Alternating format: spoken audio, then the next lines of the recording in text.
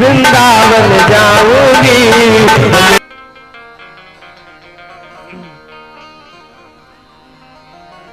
अब आप सुनिए, आज हम आपको एक छोटी सी विधि बताएंगे, भगवान की पूजा कैसे करना चाहिए, भगवान का ध्यान कैसे करना चाहिए, भगवान का चिंतन कैसे करना। आइए सारी चीजें ध्यान से। पहले तो ये जानना जरूरी है कि भगवान कितने हैं। मैं ये बोलो, भगवान कितने होते हैं? ईश्वर कितने होते हैं? एक। भगवान कितने हैं? एक। यदि भगवान एक हैं तो फिर राम जी का मंदिर ये है, कृष्ण जी का ये है, दुर्गा जी की ये है, हनुमान जी का ये है, तो ये तो अलग अलग हो गया।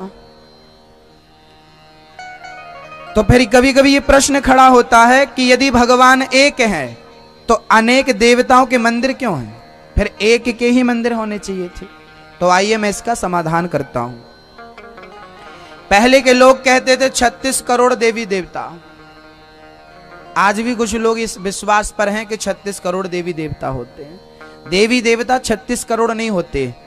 ईश्वर एक है, ब्रह्म एक है, एको ब्रह्म द्वितीयो नास्ति। परमात्मा एक है। यदि एक है तो फिर अलग अलग मंदिर क्यों है? आइए सुनते हैं क्या सच्चाई है। राम जी, शंकर जी, हनुमान जी, विष्णु जी, दुर्गा जी, ये सब क्या है? किसके रूप हैं? ये कौन है? आओ सावधान रहोगे, सब समझ में आएगा। क्या होता है, मैं अनिरुद्ध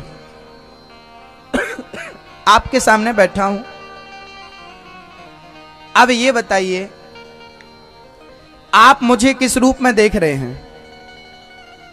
गुरु के रूप में।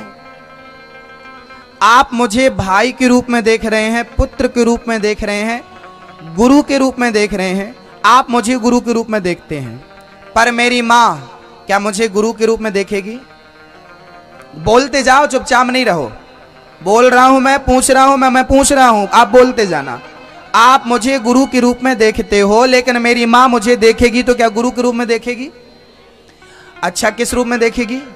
पुत्र के रूप में। अब मैं चलूं अपनी बहन के पास, तो क्या मेरी बहन मुझे पुत्र के रूप में देखेगी? नहीं, मेरी बहन मुझे पुत्र के रूप में कभी स्वीकार नहीं करेगी, वो मुझे अपने भाई के रूप में स्वीकार करेगी। अब मैं चलूं अपने मित्र के पास, मेरा मित्र मुझे किस रूप में देखेगा? मित्र के रूप में, ना वो बेटे के रूप में, ना वो भाई के रूप में, मित्र। अब मैं कितने हूं? मैं तो एक ही हूं ना, मैं एक हूं, लेकिन मुझे देखने वाले अनेक हैं। तो मुझे अनेक नामों से मेरी दादी मुझे पोता कहेगी, मेरे मामा जी मुझे भांजा कहेंगे। मैं भांजा हूं, मैं मामा हूं, मैं पिता हूं, मैं पुत्र हूं। मेरा पिता मुझे पुत्र कहता है, मेरा पुत्र मुझे पिता कहता है। मैं एक हूं, लेकिन मुझे देखने वाले बहुत सारे हैं, तो अनेक रूपों में और अनेक नामों से पुकारते हैं। ऐसे भगवान एक है, उसे देखने वाले भक्त अनेक हैं, इसलिए उसे अनेक रूपों में और अनेक नामों से पुकारा जाता है। उस एक को ही, उस एक, देखो आप किसी की पत्नी भी हो, किसी की पुत्री भी हो, किसी की माँ भी हो, किसी की बेटी भी हो, किसी की दादी भी हो, किसी की नानी भी हो, किसी की बुआ भी हो, किसी की मौसी भी हो।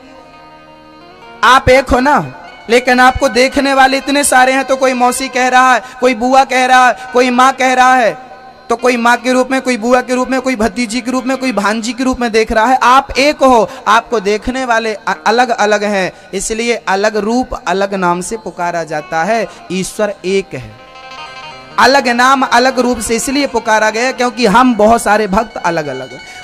कोई को राम नाम पसंद नहीं है, चल भाई तू कृष्ण नाम लेना। एक आदमी बोला मुझे सीधा भगवान अच्छा लगता है। राम जी बोले तू मेरी पार्टी में आ, मैं सीधा हूं, मर्यादा पुरुषोत्तम हूं। एक बोला नहीं मुझे सीधा साधा मर्यादा अच्छी नहीं, मुझे थोड़ा नाचना अच्छा लगता है। ऐसा भगवान बताओ मेरे संग नाचे। कन्हैया जी बोले आ मेरी पार्टी में। एक बोला नहीं मुझे तो माँ चाहिए, मैं माँ की गोद में सोना चाहता, मुझे माँ पसंद है, मुझे पिता नहीं पसंद, माँ पसंद है, सोना चाहता हूं। दुर्गा जी बोली आजा, तू मेरे पास आ, मेरी गोद में आ, मैं तुझे पुत्र का प्यार दूंगी। एक बोला यार मैं जिम जाता हूं, कोई ऐसा भगवान बताओ कि मेरे संग थोड़ा हनुमान जी बोले आजा।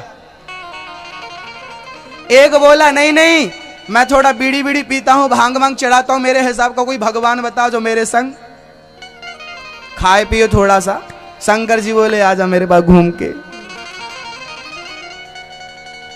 किसी को पालक अच्छी नहीं लगती तो मेथी की भाजी खा लो, मेथी की अच्छी नहीं लगती चने की भाजी खा लो, चने की भाजी अच्छी नहीं लगती गोभी खा लो। यार मार्केट में बहुत सारी सब्जियां हैं, कोई भी खाओगे सबसे पेट भरेगा, भूखे कहीं नहीं रहोगे। जो पसंद है वो खाओ। जो भी देवी देवता का मन, जिस देवी देवता में मन लग जाए उसको पकड़ लो, वो भवसागर से पार लगा देगा। लड़ना नहीं, झगड़ना नहीं कि तेरा भगवान छोटा ना। अब आते हैं कि बड़ा कौन छोटा कौन। ये देख लो, मेरा एक शरीर है, देखो ये शरीर, मेरे शरीर में दाहिना हाथ है, ये बायां हाथ है, ये मेरा हाथ कहां है?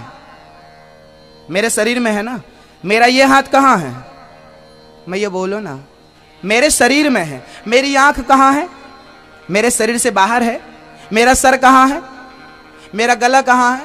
मेरा कान कहां है? मेरा कंधा कहां है? मेरी उंगलियां कहां हैं?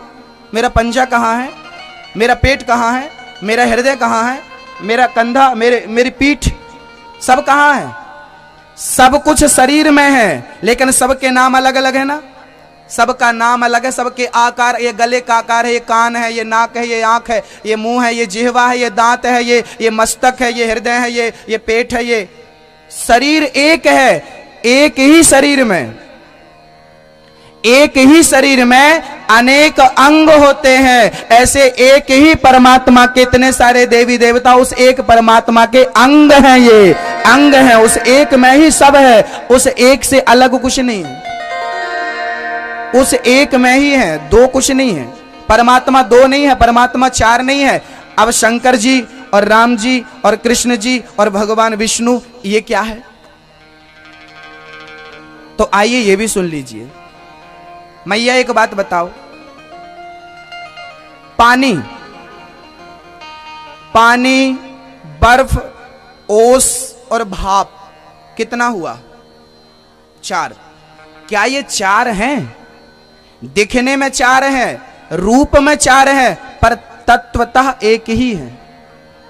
पानी ही बर्फ है। मैं इतने प्यार से समझाता हूं लेकिन आप समझ नहीं रहे हो। अब मुझे लगता है कि आरती कर देना चाहिए। मैं आपको खकल रहा हूं ना, आपकी भाषा कहूं जबलपुरिया, खकलना। मैं सुना रहा हूं बढ़िया बात, लेकिन आप लोगों को फुर्सत नहीं है, तो मेरे को कौन सी गरज पड़ी है? मैं तो सोचता हूं ज्यादा से ज्यादा सुनाऊं, ज्यादा से ज्यादा आपका मार्गदर्शन करूं, पर आप योग्य श्रोता होता है तो वक्ता वो भी सुनाता है, जो नहीं सुनाना रहता वो भी ज्ञान दे देता है, लेकिन श्रोता अयोग्य होता है ना तो कुछ नहीं सुनाता।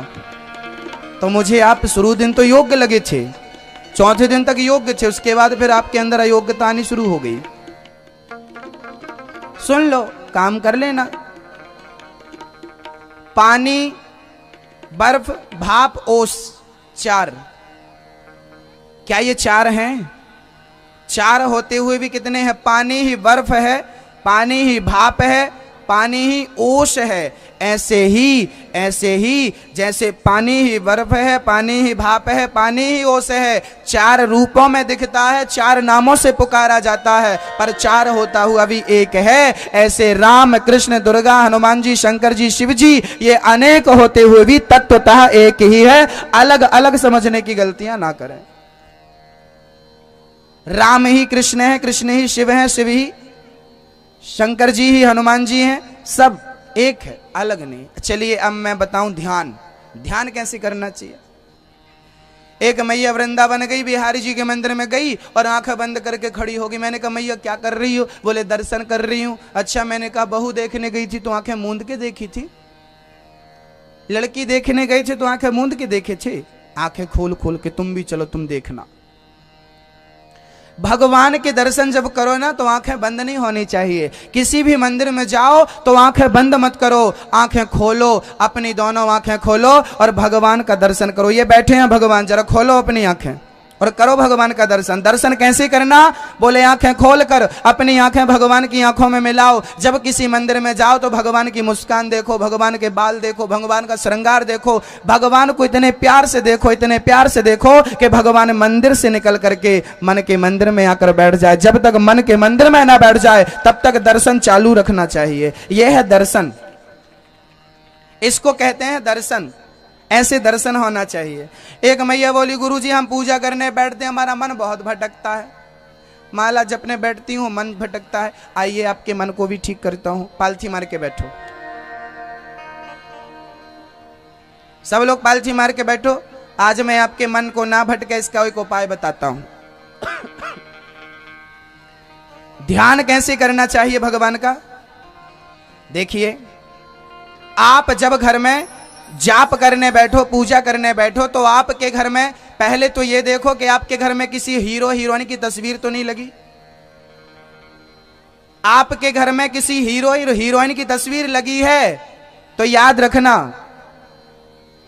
उस हीरो उस हीरोइन के जरा बैकग्राउंड को चेक करिए तो पता चलेगा कि चरित्रहीन लोग हैं जिनकी तस्वीर आपने घर में सजा रखी है। ऐसे चरित्रहीनों को घर में रोज देखोगे तो उनके आपके अंदर संस्कार कौन से पड़ेंगे? हाँ, इसलिए आपके घर में किसी भी हीरो या हीरोइन की तस्वीर नहीं होनी चाहिए। आपके घर के सामने दरवाजा खोलते ही सामने दीवार पर लक्ष्मी नारायण का, भगवान श्री राम का चित्र होना चाहिए, तस्वीर होनी चाहिए, ताकि परमात्मा का प्रथम दर्शन हो। दरवाजा खोलते ही परमात्मा का बार बार दर्शन हो। घर के हर कोने में यदि सजाना है तो परमात्मा की तस्वीर सजाइए। और आपके मंदिर में एक भगवान लक्ष्मी नारायण का चित्र खरीदिए, लक्ष्मी नारायण भगवान की एक तस्वीर खरीदिए। राजा राम की, राधा सहित, कृष्ण सहित, राम जी सीता जी की तस्वीर खरीदिए, किसी एक की तस्वीर खरीदिए और सामने रखिए और माला जपते हुए तस्वीर को देखिए, राम को देखिए, राम के बालों को, राम की आंखों को देखिए और देखते देखते फिर आंखें बंद कर लीजिए, फिर जपिए सीताराम सी, जो भी आप जप रहे जपिए, फिर आंखें खोलिए, फिर तस्वीर, फिर आंखें बंद, फिर और फिर अब आप अपनी दोनों आंखें खोलो और अपनी आंख से अपनी नाक को देखो, अपने नाक के अग्रभाग यहां देखो, दोनों आंखों से अपने नाक के अग्रभाग इसको देखने की कोशिश करो। देखो, जब आप अपनी नाक के अग्रभाग को देखेंगे तो वहां पर आपको कुछ नजर आएगा। कोशिश करिए देखने की, जल्दी नहीं होगा, धीरे धीरे होगा। आप नाक के, लोग कहते हैं ना कि महाराज जी उसका गुस्सा नाक में धरा रहता है, उसका गुस्सा नाक में ही रखा रहता है। अरे गुस्सा को, क्रोध को अपने नाक में बिठाया है, अब गुस्सा को, क्रोध को नाक से हटाओ और भगवान को अपने नाक में बिठा लो ताकि नाक के अग्रभाग में परमात्मा का दर्शन हो। माला जपने जब बैठो तो दोनों आंखों से अपने नाक में परमात्मा का दर्शन करो। पहले तस्वीर देखो और तस्वीर में जो भगवान है उसको अपने नाक के अग्रभाग में देखने की कोशिश करो। अच्छा एक काम करो, अपनी मां को देखो, जरा चिंतन करो, आपकी मां का कल्पना करो, मेरी मां कैसी है। आपकी मां की तस्वीर आई कि नहीं सामने? आ गई? किस किस के सामने आ गई? सब। मैंने बोला मां को देखो, आपने तुरंत कल्पना करी मेरी मां ऐसी दिखती, मैंने देख लिया। अच्छा मैंने बोला सांप, तो सांप की तस्वीर आई कि नहीं? मैंने बोला हाथी, तो आपके सामने हाथी आ गया कि नहीं? हाँ आ गया ना, कल्पना में हाथी आ जाता है। मैंने बोला शेर, आपके सामने शेर का चित्र बन गया। अब मैं बोल रहा हूं राम, क्या राम जी आए? नहीं, यही ध्यान की कमी है। मैंने बोला हाथी तो हाथी आ गया, मैंने बोला शेर, शेर आ गया। मैं बोला आप अपने बेटे को देखिए, आपका बेटा आपकी आंखों में अभी आ जाएगा, आपकी मां आपकी आंखों में अभी आ जाएगी। क्या भगवान आपकी आंखों में आ गया? जैसे मां का चिंतन करते ही मां आंखों में आ जाती है, ऐसे परमात्मा का चिंतन करते ही परमात्मा हृदय में आ जाए। यही है सच्ची भक्ति और यही है भक्ति की परिपक्वता। वो परमात्मा आए, परमात्मा को इतने ध्यान से देखो, इतने प्यार से देखो, बस जाए आपके रोम रोम में और काम करते हुए परमात्मा का स्मरण, उसके ख्यालों में, उसके प्रेम में खो जाओ। यही है भक्ति। बाकी मैं रोज आपको बहुत कुछ सुनाता था थोड़ा थोड़ा।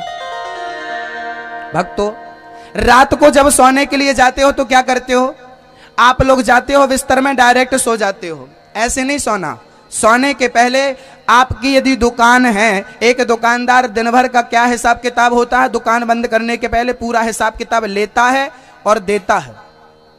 इतना प्रॉफिट इतना लॉस, दुकान का पूरा हिसाब किया, घर चला गया। जैसे दुकानदार दुकान का पूरा हिसाब किताब लेता और देता है, ऐसे ही सोने के पहले दिन भर को पाप पुण्य का हिसाब परमात्मा को देना चाहिए। प्रभु आज मेरे से ये पाप हुआ, ये अच्छा हुआ, अब गलती कभी ना हो, ऐसी कृपा करना। सोने के पहले परमात्मा का स्मरण करिए, हे ईश्वर उसका धन्यवाद दीजिए, हे कन्हैया आज तेरे कारण तूने मुझे आज का दिन दिखाया, आज मैं सो रहा हूं, अब कल का दिन देख पाता हूं कि नहीं ये मैं नहीं जानता, तू जानता है, लेकिन आज का दिन तूने मुझे दिखाया, तो आज मेरे से किसी का अपराध हो गया, किसी की गलती हो गई, क्षमा करना प्रभु, मुझे भक्ति देना, मुझे सद्बुद्धि देना कि मेरे द्वारा किसी का दिल ना दुखे, मेरे द्वारा किसी को कष्ट ना हो। ऐसी प्रार्थना करके परमात्मा को आज दिन भर का हिसाब किताब दो, कितना पाप और कितना पुण्य किया सब परमात्मा के सामने रखो और भगवान का चिंतन करते करते, स्मरण करते करते सो जाओ, सो जाओ।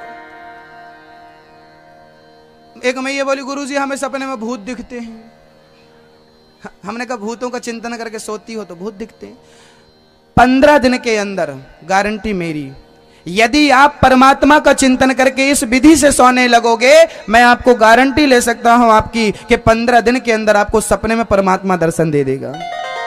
और सपने में आ गया तो आया तो सही, आज सपने में आया है कल सचमुच आएगा। शुरुआत सपने से होगी। हाँ तो आप सोइए चिंतन करते करते, और सवेरे जागना कितने बजे है? 4 प्रकार के स्नान बताए शास्त्रों ने। 3 बजे से 4 बजे के बीच में जो स्नान कर लेता है वो देव स्नान है। 4 बजे से 5 बजे के बीच में ऋषि स्नान, 5 बजे से 6 बजे के बीच में मनुष्य स्नान, और 6 बजे से शाम को 6 बजे तक राक्षस स्नान। आप कौन सा करते हो देख लो। भगवान का चिंतन करते करते बिस्तर में सो जाना चाहिए और जागो। जैसे ही आप जागो तो क्या करना चाहिए? सबसे पहले दोनों हाथों का मंथन करना चाहिए। कराग्रे वसते लक्ष्मी, कर मध्य सरस्वती, कर मूले तु गोविंद, प्रभाते कर दर्शनम। कर के अग्रभाग में ये सारे मंत्र प्रातः काल उठ के सारे मंत्र इस पुस्तक में लिखे हैं, आप याद कर लेना। सुबह मां लक्ष्मी का चिंतन करो, परमात्मा हे ईश्वर आज का दिन आपने दिखाया है, मेरे से कभी अमंगल ना हो, मेरे से किसी का दिल ना दुखे। पृथ्वी मां को प्रणाम करो, पृथ्वी मां को प्रणाम करके पांव नीचे रखो, पृथ्वी को प्रणाम करो, परमात्मा को याद करो, परमात्मा का स्मरण करते करते कीर्तन कर सकते हो। श्री राम जय राम जय जय राम कीर्तन करते करते बड़े प्यार से आप कीर्तन करते करते आप वहां बढ़िया उठ जाइए। उठकर सबसे पहले 1 लोटा पानी पीना चाहिए।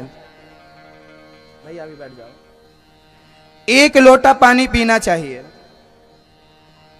यदि आप सुबह सुबह 1 लोटा पानी पीते हैं तो आप बीमार नहीं पड़ेंगे। बच्चों को भी सुबह पानी पीना चाहिए। सुबह का पानी अमृत बताया गया है, सुबह का पानी अमृत है। सबसे पहले उठिए, तांबे के लोटे में रात को पानी भरिए और तांबे के लोटे का, तांबे के बर्तन का पानी सुबह दादाजी दादी जी मैया जी बेटा बेटी सब छोटे से लेके बड़े तक कम से कम 3-4 गिलास पानी पीना चाहिए। बच्चों को कम से कम 2 गिलास पानी पीना चाहिए। प्यास नहीं लगी तो भी जबरदस्ती पानी पियो। सुबह का पानी अमृत होता है शरीर के लिए, तो पानी पियो और बड़े प्यार से कीर्तन स्मरण श्री राम जय राम जय जय राम बोलते अपने टहल करके और क्रियाओं से निवृत्त होकर स्नान करो। स्नान करने के पश्चात वस्त्र, सुंदर से वस्त्र पहनो, नए नए नहीं तो धुले हुए साफ वस्त्र पहनो। 1 लोटा में जल भरो। सबसे पहले सूर्य भगवान को जल चढ़ाओ। महाराज जी सूर्य भगवान को जल क्यों चढ़ाएं? हमने बोला भैया, एक आदमी बोला महाराज जी हम सूर्य भगवान की पूजा क्यों करें, हम भगवान की पूजा क्यों करें? मैंने कहा सुन, ये बिजली जल रही है तो बिल लग रहा है कि नहीं? बिजली जलाते हो तो बिल देना पड़ता है, पानी भरते हो तो नगर पालिका को बिल देना पड़ता है, पर सूर्य भगवान रोज आपको प्रकाश देते हैं। आज तक आपने बिल दिया? नहीं दिया। अरे तो बिल नहीं दे सकते तो क्या जल नहीं चढ़ा सकते? जल चढ़ाना ही बिल चुकाना है। ये एहसान उनने हम पर किया है जो वो ऋण चुका रहे हैं। कोई आप एहसान नहीं कर रहे हो कि जल चढ़ा के सूर्य भगवान पर आप एहसान कर रहे हो, ये ऋण चुकाना है। इतना तो कर ही सकते हो, नहीं तो क्या कहे जाओगे? नहीं तो नमक हराम कहे जाओगे, है ना? सूर्य भगवान को जल चढ़ाने से, रोज बच्चों को सूर्य भगवान को जल चढ़ाना चाहिए। बुद्धि का विकास होता है, बुद्धि पवित्र होती है। कुसंग से भगवान सूर्य बचाते हैं। पूजा पाठ करो, अपने घर में बैठो, बढ़िया पूजा करो, दीपक घी का दिया जलाओ। एक आदमी बोला गुरुजी घी इतना महंगा और आप घी का दिया बोल रहे हो। एक बात बताऊं, चलिए मैं थोड़ा विज्ञान की बातें कर लूं। आजकल ना कुछ बच्चे विज्ञान की 4 पुस्तक पढ़ के वैज्ञानिक मानने लगते अपने आप को। तो चलिए मैं विज्ञान की बातें कर लूं आपसे। मैया, ओ मैया, नहीं है फुर्सत। अब मैं आपको विज्ञान की बातें कर रहा हूं, सुनिए।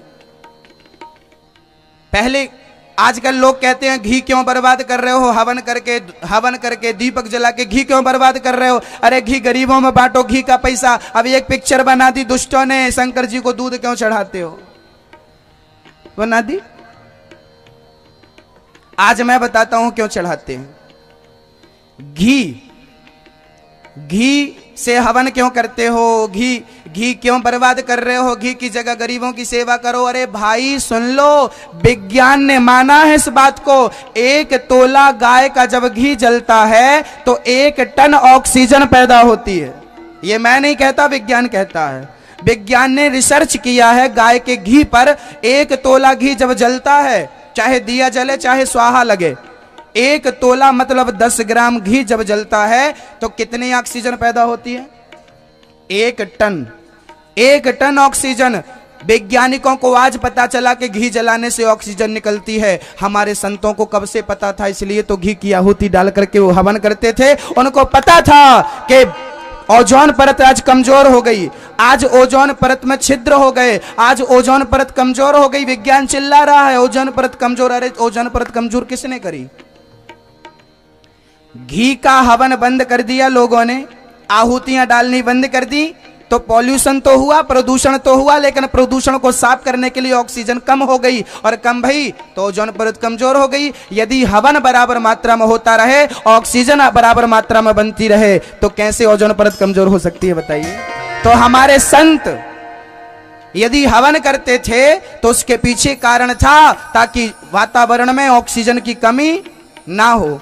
अभी चिकनगुनिया की बीमारी आई तो डॉक्टरों ने कहा कपूर सूंघो, कपूर। डॉक्टरों को आज पता चला कि कपूर सूंघने से चिकनगुनिया के बैक्टीरिया मरते हैं। हमारे संतों को पता था कि कपूर में कितनी ताकत है, इसलिए तो कपूर पहले से जलाने की परंपरा थी। विज्ञान को आज चमत्कार पता चला कपूर का, संतों ने तो कब से कपूर जलाया है। इस कर्पूर गौरम करुणावतारम संसार सारम। हमारी दादी, आप लोग घड़ी देखते हो तो टाइम बताते हो, आप कहते हो मैंने विज्ञान पढ़ा है, आप कहते हो मैं विज्ञान पर बिलीव करता हूं। चलो मैं आपको बताऊं आप कितने बड़े वैज्ञानिक हो।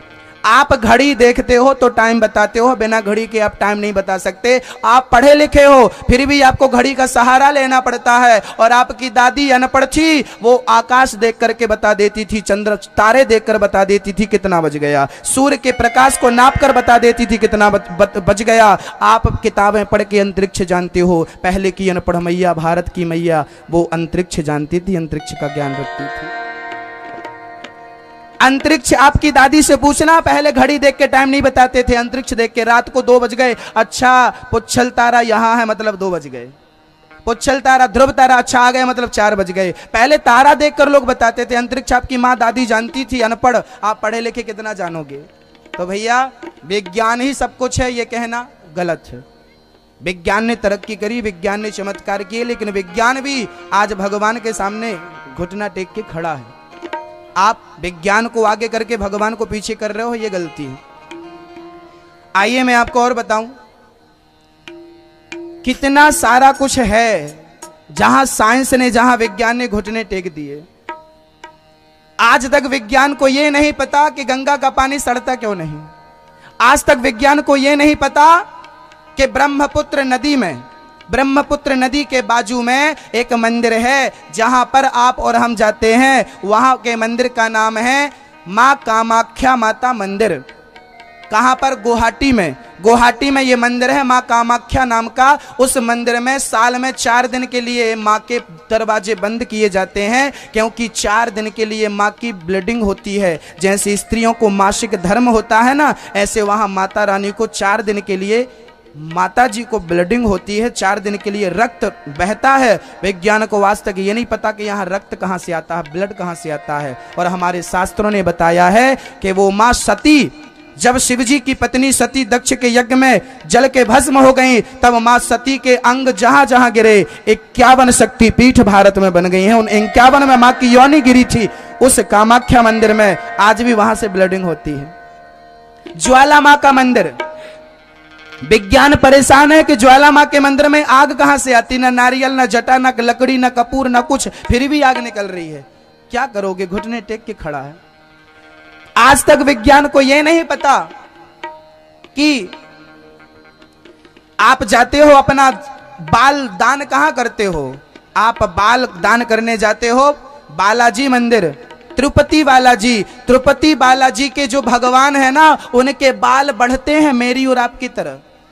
बाल भगवान के बढ़ते हैं, उनकी पीठ हमेशा गीली रहती है, जबकि वहां कोई पानी वानी नहीं है, फिर भी वहां उनकी पीठ गीली रहती है।